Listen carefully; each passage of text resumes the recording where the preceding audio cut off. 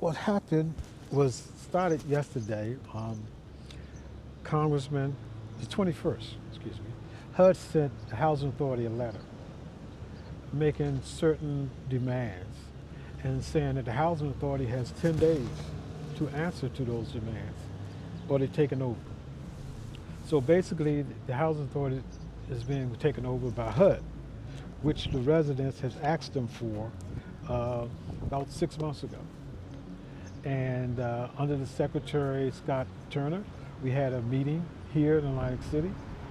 And from that meeting, uh, we had somebody from Section 8 there, someone from scattered sites, senior buildings, public housing. And what happened was that was the entire housing authority. And we were letting them know it's not only Stanley Homes Village, it's the entire housing authority got a problem. So we asked them to go back and research and find out who in HUD and DC been allowing them to continue to do this after you gave them a F. So you gave them an F and still gave them more money, then it starts in DC. And so it's about accountability. So are you going to do the same? Scott Turner said, absolutely not. We're going to make changes. You're going to hit, you got my word. He told it to all of them. He said, you got my word. We're going to make some changes. And he did it. He sent the letter to him. And the congressman actually, so it wasn't for Congressman Van Drew, I don't know, people talk about Democrats and Republicans and Bloods and Crips, but it's about who has the best interest of our community. And he definitely does, and his word is bond. We can say that. Okay, have you heard anything from City Hall? City Hall has been very quiet, and we do believe they're part of the problem because the council people, as well as the mayor and the governor, appoint somebody on the housing authority. Now, how do you appoint somebody and you knew this was going on all these years and nothing happened? So you're part of the problem. That's another reason why we were saying you can't have the housing authority run this no more. They've had too many opportunities to do what? Nothing, and keep our people living in this condition, which is basically human rights violations. How many more people they need to move out of Stanley Village? Well, this is what we did. Someone from HUD Secretary's office came here 2 weeks ago, and we had a meeting. And we told him, the residents, someone was here, told him, and we basically told him, look, you got all the facts already. So he said, well, did they ever give you all some information saying that they was going to demolish? I said, yeah, it's in your report. So I gave him the report, told him, look at page 6, line 3, and you will actually find out that there was no plan of demolition, no plan of nothing, just move and get 420 Section 8 certificates. That means all this would have been empty.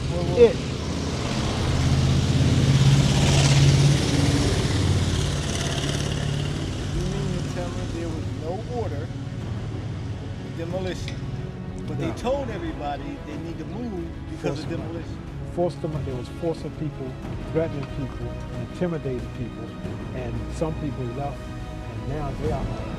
Some people got to Section 8. 3 months later, they couldn't pay their utility bill because it's a different affordability than building public housing. And they weren't trained or looked at, no fault of their own, but it was the government and actually the housing authority fault to put these people in a position without any type of backup. And now they are home. And they cannot go back to standard. They cannot go back to Section 8. They cannot, they out of it, period. So they created homelessness. Now wait a minute. Let's do this again. You mean to say that they told everybody that they had to move because they were going to demolish Stanley Village? That's exactly. They had it's called Section 18, which you got to get in touch with HUD and notify the residents before you demolish. Mm-hmm. They did not adhere to that. And I can tell you some of the things that HUD told them. HUD determined Atlantic City Housing Authority is in substantial default due to failure to meet recovery agreement requirements. In other words, they had agreement with HUD and they failed that. HUD's determination is based on Atlantic City Housing Authority's failure to comply with its recovery agreement. They did another agreement saying about the recovery of not only Stanley, but all the sites. So they did a plan for all that. Atlantic City Housing Authority received a public housing assessment score of 45 out of 100. And this was in 2022. That's when the HUD designated this as a trouble performing agency. And everybody's seen it in the press when the HUD said this is a trouble agency, worst you ever seen. Made it public. Atlantic City Housing was required to show substantial improvement in the subsequent assessments, but failed to meet deadlines for all 4 performances. How can you not, you lying to the government and you're still asking for money? And they failed to do that. HUD would take possession of Atlantic City Housing Authority program and assets after 10 working days from the 21st. So this is an ongoing situation. The legal background. HUD's authority to declare substantial default is derived from the U.S. Housing Act of 1937. 1937 and related regulations. So they ignored the law that every other housing authority was doing since 1937. Atlantic City Housing Authority violations include failing to comply with federal statutes, regulations, and terms of its annual contributions contract. In other words, HUD gives you something for doing something for the residents. You failed in all that. So what do you do with the money? So, and this obligation, this is the important part. Atlantic City Housing must comply with the recovery agreement, which outlines performances, requirements, and deadlines. They didn't do none of that. The recovery agreement includes improving occupancy rates, which they had a lot of occupancy, and especially in the high rises and the senior, while people in the waiting list for 5 and 10 years. They did not repair these places. They left them empty. Okay, so that's what the performance, the occupancy rate, physical conditions, that means inside and outside. The conditions was deplorable. You letting people live like that after all these inspections. Financial performance, what was you doing with the money?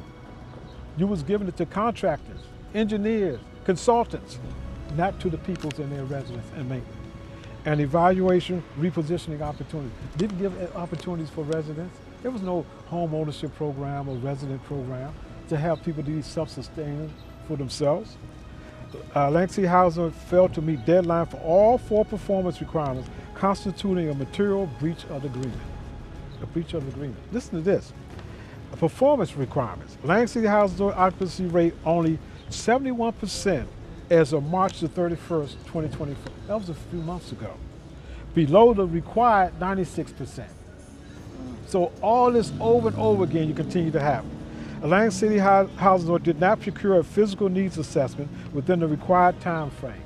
We went to meetings, asked them, before you approve it, can we see it? They wouldn't even show it to us because they didn't have it. And when they did have it, they didn't submit it in enough time to HUD. Okay, they did not procure a needs assessment within the required time frame, delaying necessary capital projects. That means there was major things that had to be done that they automatically recycled the money to do them, right? And what happened with those capital funds, they couldn't use them because you didn't do A, B, C, and D. So these things are very important, and financial statements were submitted late.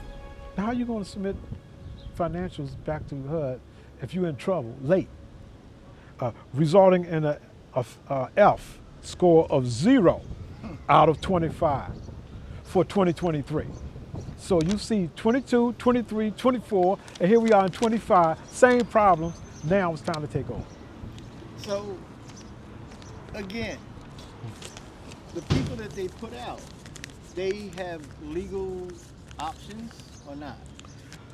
Well, some residents are looking at, to go into civil court and whatnot, and they have a lawyer from legal services that was trying to get the repairs done to the major situations that was going on with heat and hot water, which the housing authority went to court and lied right in front of the judge, which was just a delay tactic until things got worse and worse and worse until they said, okay, we got to move y'all out of here.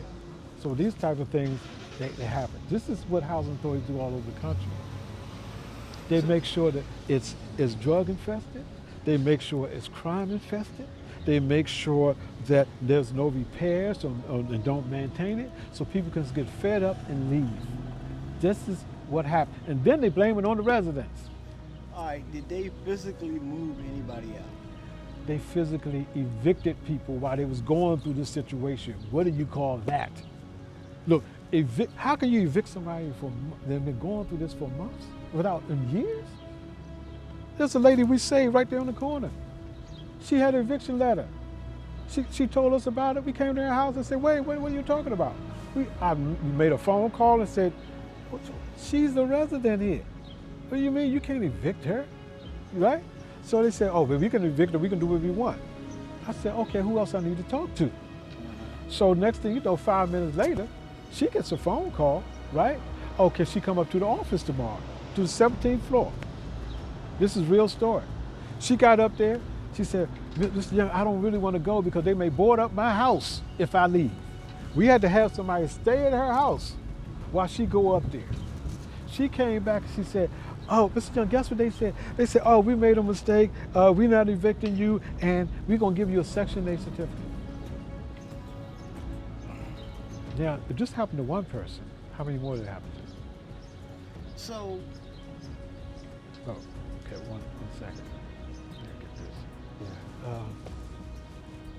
so I'm still not clear.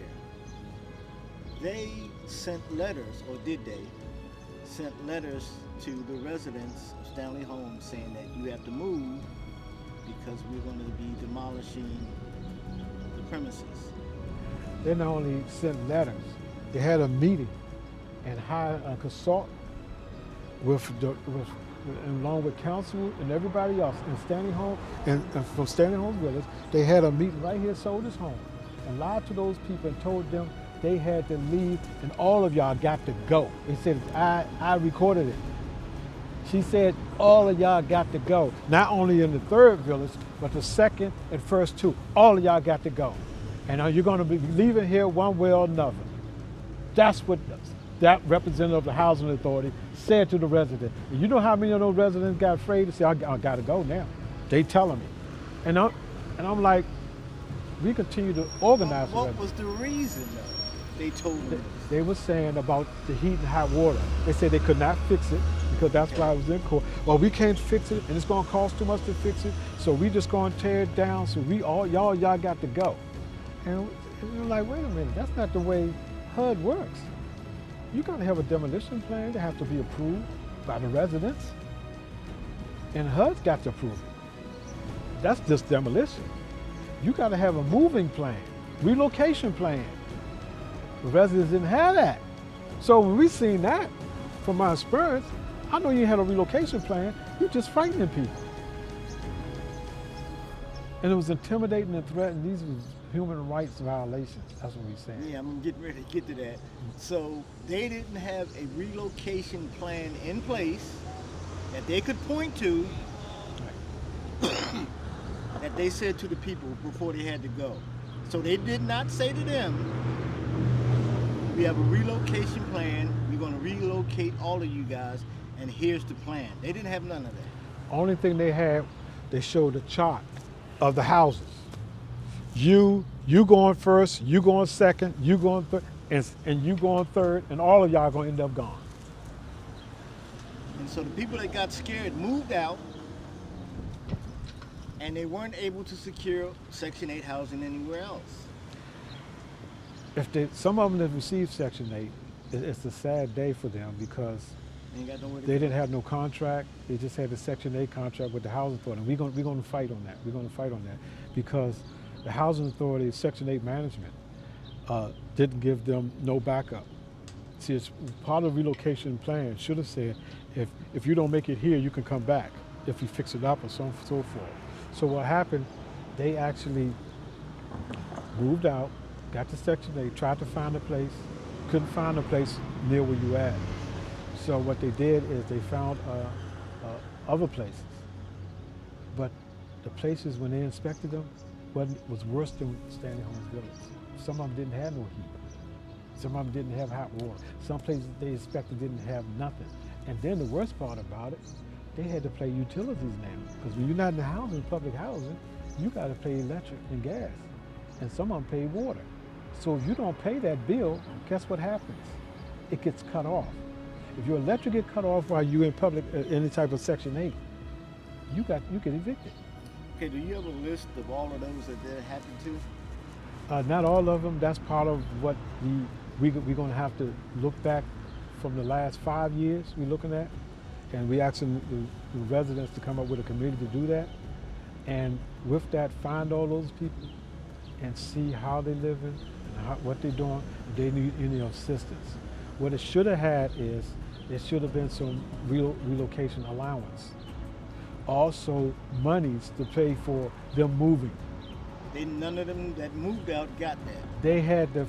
We had to go to the housing authority meeting and those residents had to let them know, we don't have no relocation money. You put them in a hotel when there was no heat and hot water, no place for them to eat. So we had to go to the meeting again and say, look, we ain't got nowhere to eat. So now they give out vouchers so people can eat every day. Now, well, isn't that common sense? Yeah. Before you relocate somebody, and then so those type of things. Then you have people move back from being in a hotel. The place still wasn't fixed and repaired. This happened to a council person. I remember that. So again, and I'm gonna let you go after this. Here's what it sounds like to me. Here's what they're saying. They're saying, because we can't fix anything, you guys got to move, but we ain't gonna give you no help doing that. That's exactly it. Now let me ask you a question. And this is identical how it is in Gaza. What did they say? Y'all move, we're gonna demolish it. Right. This is America. They're doing the same thing. And so City Hall has nothing to say about it? Well, I think City Hall, with the mayor and even the governor, if you got an appointment and council approves the appointment for somebody to be on that board, and they're allowing that to happen and you're not getting no reports and you selected that person, then you're part of the problem. And most of those appointments was political, like the chairperson there, Dorsey. Yeah. He's on the school board because the mayor wanted him to get involved with politics. He ended up being chairperson of the housing authority. Who was there before him? Stephanie Marshall. She was a council person. I remember, yeah. A council person. How you be the council person? You up there with all your colleagues and you don't know what's going on, and you allowing this to happen? So you was controlled by whatever the mayor said do. Okay, so this has been going on since before 2020. Oh yeah, absolutely. Matter of fact, people don't want to talk about it. You know who else was on the board? When the FBI came here and took some documents out of the housing authority, and the executive director ended up questioning so much he quit.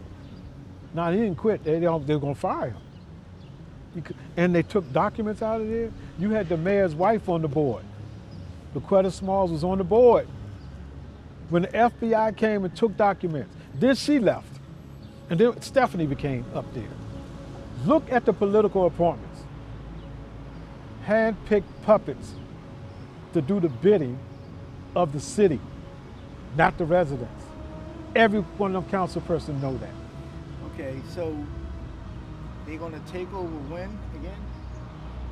I'll say within 10 days, we're gonna have conversations with them, but I mean, I'm talking about the community and the residents, the ones that's been involved. You Johnny-come-latelys, and we ain't trusting you because you had years of sitting to the side, talking about us while we were standing up for what was right. I was on the radio today, I had to mention it. Everybody in this city, everybody got a position, know somebody in public housing, and most of them are relatives. Either your aunt, your cousin, your baby's mama, you know what I mean? Everybody has somebody that related in public housing, including Section 8. So why aren't you, and especially the faith-based community as well? You couldn't even pray with the people. If you wasn't praying with them, you was praying against them. That silence was showing everything. So you're sending out a call for all the faith-based churches in the areas to make a stand and to show support. Well, if their support means silence, and if their support means coming and getting involved and acting like you can do everything, no. They need to follow the lead of the strength of the people that's been on the front line. What church you go to? I'm Muslim. What And church my- have you visited?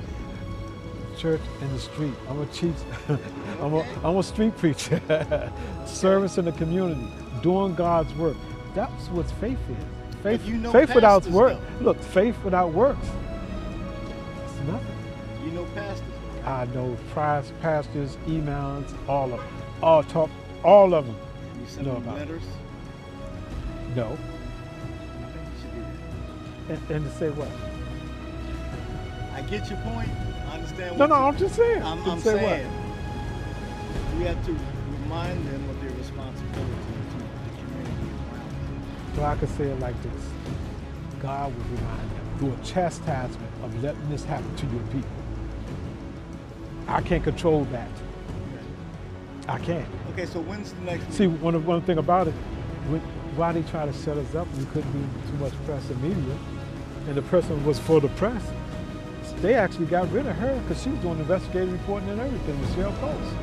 They got rid of her. Yeah, that's why you haven't heard nothing from the residents what they were doing, because they got rid of the person that was doing the story. And I say that to say this, people accountable when they die. All those ministers, all those people talking about, they didn't want to hear what's going on, they're accountable. That's why they didn't want us to be in the paper. That's why they don't want us to talk to people. Okay, so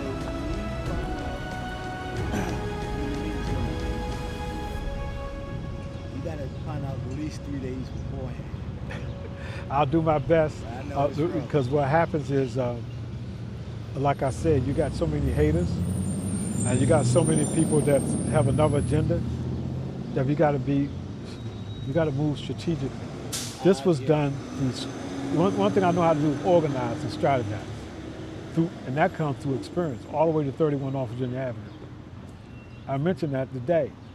If 31 North Virginia Avenue is still standing, ever since 1986, and I had to go to jail for that to be standing, and it still become affordable, then what's wrong with the rest of the city seeing that as a model?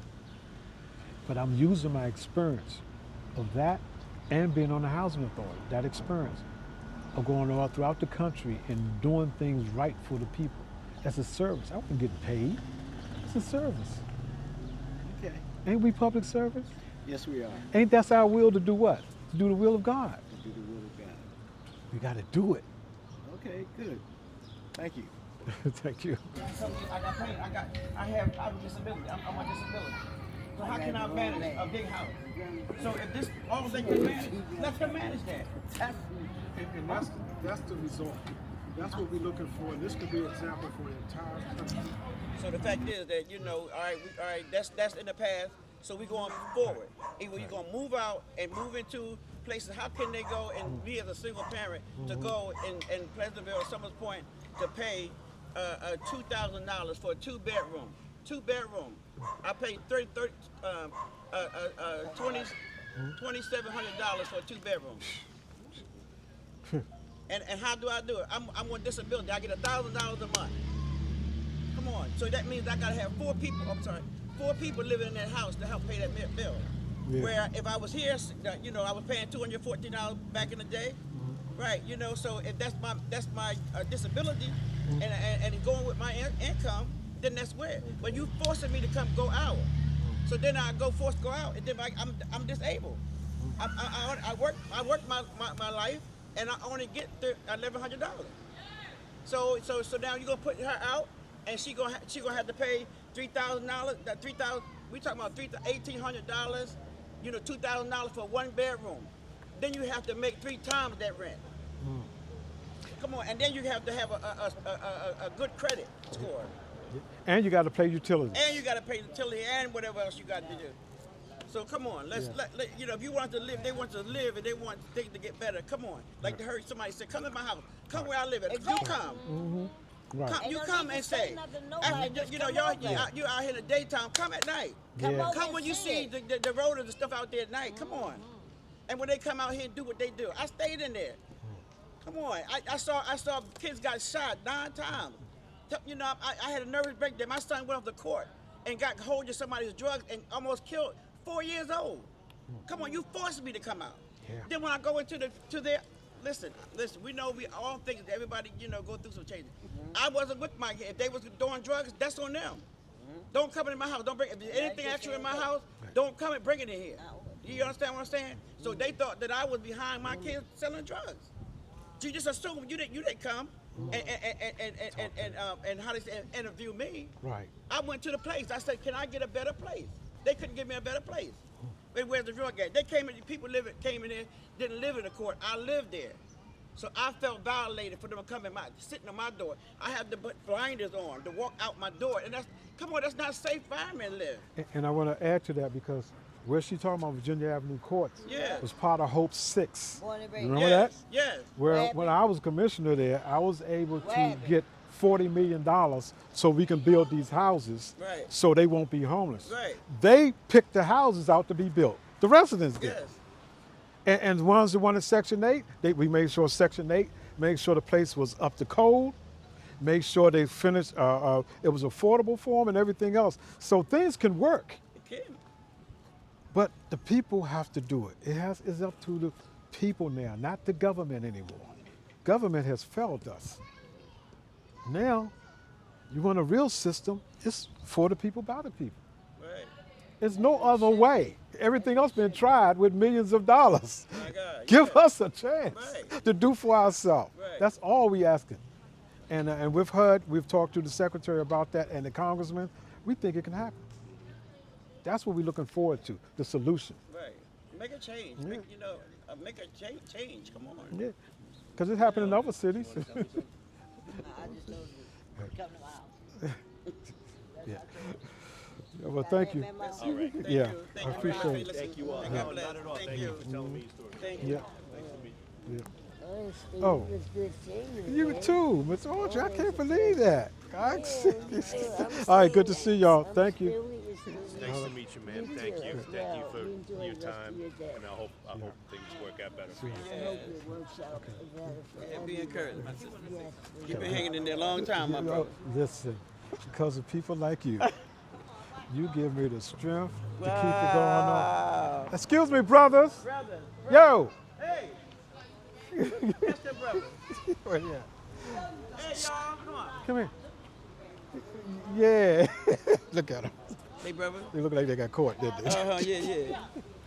You know them? No, I don't. I'm going to introduce you to them. Okay. Y'all know who this young lady is? No, I'm Miss Thea. How you Miss doing? Thea. She's a pioneer in the community. All right. You know what I mean? She fought for housing and everything. Used to live in Virginia Avenue That's right. Courts and all that. Right. And still standing strong. That's it. How you doing, miss? I'm good. Y'all live over here? I live in a spur. Oh, Village Park. Where you live? Village Park. Okay. Yeah, they my neighbors. Oh, they're your neighbors. Yeah. Oh, you live? When we was talking about the jobs, Yeah. the fixing up and Yeah, doing all that, yeah. these They- guys know how to master all that. Man, listen. I just had to do a live. And now I have this gentleman here just doing filming. These guys have the talent Wow. to do this whole community. But you know what? My son, I don't know, not you know, they had a pastor over there, Pastor Dixon. It was an old house. Right. I mean, old church, and he helped build it. You don't know what these kids got if you That's true. don't use them. Yeah. You know what I mean? And you give them something to do, all day long. Come on, I remember when I was coming up as a kid. It was another guy. We was in the community and we were doing nothing but fighting and doing stuff like that. Remember, I don't know, I'm not John Jones. Yes, I do. John Jones. Yeah, John Jones. Yes, He was I the do. one that got us out of the community and took us to a little Indian day camp when I was in the 5th grade. Come on. Yeah. And then, let the big community, let us do something, and let us be responsible. If they want to take one house, let them, like that girl on the front, let her be an example for the ones that's there. And the reason why I actually want to introduce y'all to her Yeah. because Take care, she's Steve. Thank all right. Thank you. She see hope for y'all to help Yeah. build it. Yeah. With the knowledge and the wisdom that y'all have with tech and everything else, we can do it together. Right, and not only that, I mean, y'all young. You got mothers right here, that can't do it. They can't walk and stuff. You know what I'm saying? I'm an outreach. I've been outreach for years. in my community. When I was in Virginia Avenue Court, my heart went out for my brother and sister. I had a nervous breakdown because I couldn't help. You know what I mean? So now I'm at a place I don't have much, but if I see my sisters and stuff, you know, that need furniture, they need help, they do stuff like that. The senior citizen, I go and help. Yeah. I've been doing it for years. My ministry is reach the unreachables, and that's what God gave me in that court. And so I come out. So sometimes when you have a burden on your shoulder, you can't do anything. You can't even fight. How can we fight a good fight if we have the pressure all over our shoulders?